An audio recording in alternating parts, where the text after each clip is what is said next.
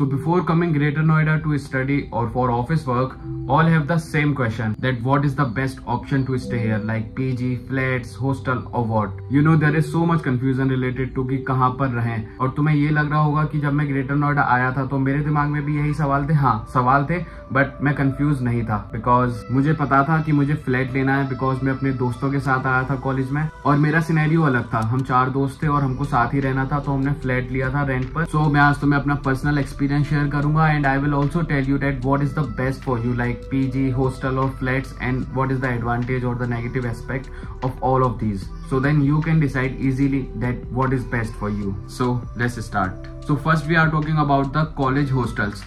So if you are a fresher and take admission in any university or college of the Greater Noida or Noida, then every campus have their own hostel. But ये depend करता है कि college girls hostel provide कर रहा है या सिर्फ boys hostel provide कर रहा है। मोस्टली कॉलेजेस दोनों हॉस्टल प्रोवाइड करते हैं। So if you are new in a city then college hostel I think तुम्हारे लिए बेस्ट होगा because mostly college hostel college के आसपास ही होते हैं या फिर कॉलेज के अंदर ही होते हैं, तो तुम्हें ट्रेवलिंग का भी इतना झंझट वगैरह नहीं रहेगा। But everything have to aspect like pros और cons. So first we discuss about the pros. Hostel का सबसे बड़ा बेनिफिट है वहाँ की सेफ्टी और डिसिप्लिन। तुम कॉलेज से दूर नहीं होते, कॉलेज के अंदर ही होते और सारी रिस्पॉन्सिबिलिटी कॉलेज वालों की होती है। So it's a plus point. And सबसे बड़ा बेनिफिट ये है कि वहाँ पे हॉस्टल में तुम्हारे कोर्स से रिलेटेड, तुम्हारे कॉलेज से रिलेटेड ही बच्चे वहाँ पे पढ़ते हैं, तो तुम मतलब वहाँ पे दोस्ती भी बहुत जल्दी कर सकते हो और सीख सकते हो बहुत कुछ। मीन्स वहाँ का एनवायरनमेंट स्टूडेंट फ्रेंडली होता है और वहाँ के फिक्स्ड रूल्स होते हैं, अटेंडेंस होती है, मेस होती है, तुम्हें खाना प्रॉपर टाइमिंग पे मिलता है, लॉन्ड्री होती है, मतलब काफी सारी सर्विसेज होती हैं। सो अगर तुम शहर में किसी को नहीं जानते हो और कहीं ना कहीं रहना चाहते हो तो hostel I think is the best place. But there are also some negative aspects. First is less freedom. Means अगर तुम चाहो कि तुम रात भर घूमो बाहर और ये करो वो करो तो थोड़ी कहीं ना कहीं फ्रीडम नहीं मिलती और बहुत दिक्कतें आती हैं इधर उधर घूमने में। बट ये तुम्हारी सेफ्टी के लिए ही होता है। अगर तुम फ्रेशर हो नए हो तो इस वजह से हॉस्टल तुम्हारा पूरा ध्यान रखता है, तुम्हारी अटेंडेंस को, तब वार्डन वगैरह सब चेक करते हैं। सो सेफ्टी के लिए ये सब होता है। बाकी सारे कॉलेजेस के हॉस्टल्स की फीस डिपेंड करती है like MET, Galgotias, Jaypee, Sharda, GL Bajaj, सबकी फीस उनकी फैसिलिटीज और उनके कॉलेज के स्टेटस के हिसाब से काफी डिफरेंट होती है। सो तुम ये चीज कॉलेज की वेबसाइट पे जाकर चेक कर सकते हो या फिर कॉलेज में विजिट कर तुम पूरी डिटेल उनसे ले सकते हो। Now second is PGs. PG is like middle ground, मतलब हॉस्टल से थोड़ी ज्यादा फ्रीडम और फ्लैट से थोड़ी कम रिस्पॉन्सिबिलिटी बिकॉज यहाँ पे टाइम टू टाइम तुम्हें खाना मिलता है, सुबह दोपहर शाम का, प्रॉपर क्लीनिंग होती है और तुम्हारे कॉलेजेस तक ये ट्रांसपोर्टेशन सर्विस भी प्रोवाइड करते हैं, लॉन्ड्री होती है, मतलब काफी सारी फैसिलिटीज ये तुम्हें प्रोवाइड करते हैं जो कि तुम्हें फ्लैट पर नहीं मिलेगी क्योंकि मुझे खुद ही सब कुछ करना पड़ता था फ्लैट पर। सो ये सब पीजी के प्लस पॉइंट है कि वहाँ पे तुम्हें सारी चीजें फैसिलिटी मिल जाती हैं और वहाँ पे कॉस्ट भी थोड़ी मैनेजेबल होती है। तुम दोस्तों के साथ रह सकते हो, बस अगर वो तुम्हारे कोर्स से हो या फिर किसी और कॉलेज से भी या फ्रेशर है तो तुम दोस्ती कर सकते हो। लेकिन the negative aspect of the PG is that काफी पीजीज की क्वालिटी अच्छी नहीं होती, वो सिर्फ तुमसे पैसे लेते हैं और उस टाइप की सर्विस नहीं प्रोवाइड करते। जब भी तुम किसी पीजी में विजिट करने जाओ तो वहाँ के रूल्स एंड रेगुलेशन और फीडबैक के बारे में जानो कि वो पीजी क्या क्या तुम्हें ऑफर करता है, क्या क्या सर्विस है उसकी, वो जैसा तुम्हें कहता है वो वैसा करता भी या नहीं करता। सो प्रॉपर तुम्हें डिटेल लेनी है एंड देन उसके अकॉर्डिंग ही रहना है। You are in Greater Noida और अगर तुम्हें पीजी चाहिए तो नॉलेज पार्क 2 ग्रेटर नोएडा में और नॉलेज पार्क 3 में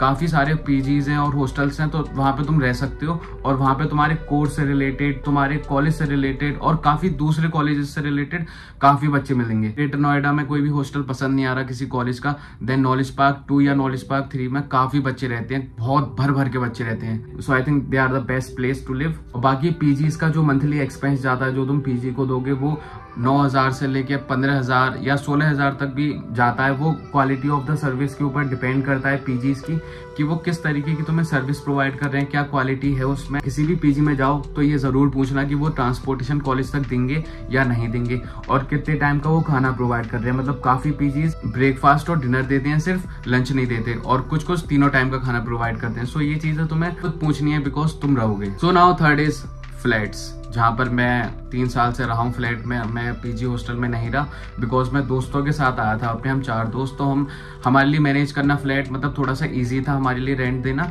सो हमने फिर फ्लैट ले लिया था। बाकी फ्लैट में फुल इंडिपेंडेंस, तुम कुछ भी कर सकते हो, नो रूल्स एंड रेगुलेशन, मतलब सोसाइटी के कुछ रूल्स और रेगुलेशन होते हैं बैचलर्स के लिए ताकि वहाँ पे जो फैमिलीज रह रही हैं और बाकी जो भी फ्लैट्स में रह रहे हैं उनको कोई दिक्कत ना हो। मतलब तुम 2-2 बजे तक बहुत तेज आवाज में गाने नहीं चला सकते, नहीं तो सोसाइटी वाले तुम्हारे पर फाइन लगा देंगे, जैसे हमारे ऊपर लगा दिया था फाइन।